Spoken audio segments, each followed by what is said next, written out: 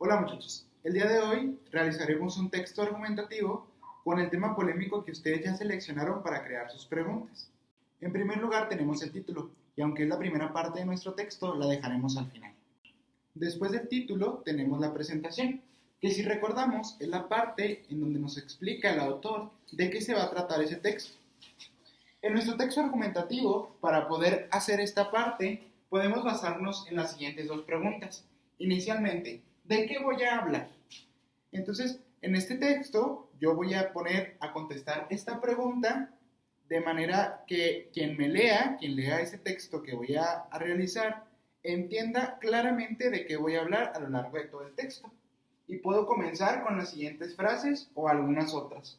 Hablaré de o abordaré el tema de, y también debemos contestar en la presentación con qué objetivo voy a hablar de ese tema, con qué objetivo voy a hablar de eso. Y puedo comenzar con las siguientes frases como con el fin de o con el propósito de. Es un ejemplo de cómo debe quedar más o menos tu presentación. Por ejemplo, yo aquí utilizo la palabra abordaré para dar a entender que hablaré del tema del uso masivo de las redes sociales. Respondo a las preguntas de qué voy a hablar y más adelante, aquí abajo, utilizo estas palabras con el fin de que nos preguntemos qué tan seguros están nuestros datos ahí.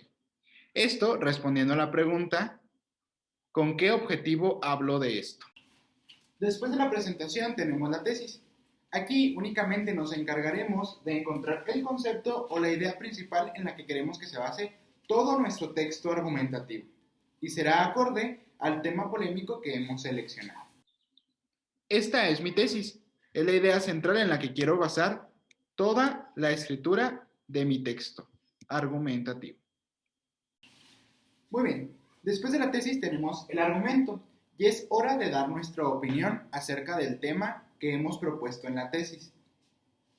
Vamos a contestar las siguientes preguntas dentro de nuestro texto en la parte del argumento. ¿Qué opino del tema? ¿Por qué opino eso?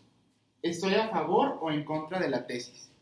Por ejemplo, en el tema polémico de relaciones en pareja, yo puedo decir que las relaciones en pareja a temprana edad son sanas. Sin embargo, puedo estar en contra de esa tesis y puedo argumentar por qué estoy en contra. Y puedo hacerlo, contestar estas preguntas basándome en estas tres frases. Considero que, por qué o ya que, ¿sí? Y después de estas pequeñas frases, dar mi opinión. Esto que pueden observar aquí es mi argumento, es mi opinión acerca del tema que presento en mi tesis. Y también, pues, utilizo las palabras considero que para dar respuesta a la pregunta ¿qué opino del tema? O también si estoy a favor o en contra de la tesis que presenté, dando a entender pues que es un tema muy importante para muchas personas, pero que parece no preocupar a muchas. Por último, tenemos la conclusión. En ella responderemos a estas dos preguntas. ¿Cómo resumo todo lo que escribí durante todo el texto? ¿Y qué puedo escribirle al lector para que reflexione este tema que yo le presento y que me parece polémico? ¿Qué puedo decirle a quien me lee para que reflexione también él y pueda crear una postura frente a este tema? Y puedo comenzar mi conclusión con cualquiera de estas tres frases.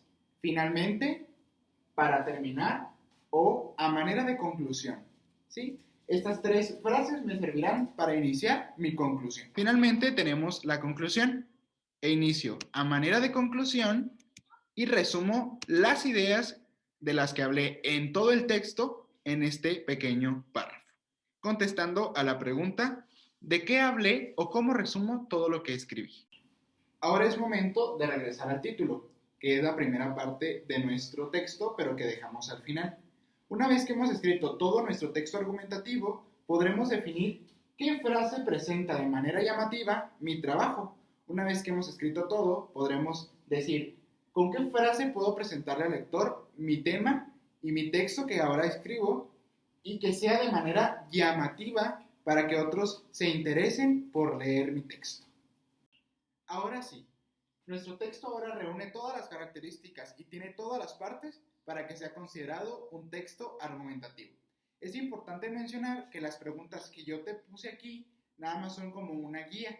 No las vas a escribir literalmente en tu texto, sino que imaginariamente las vas a responder dentro de lo que tú escribas para que pueda servirte como un paso a paso y que te lleve finalmente a la construcción del texto argumentativo.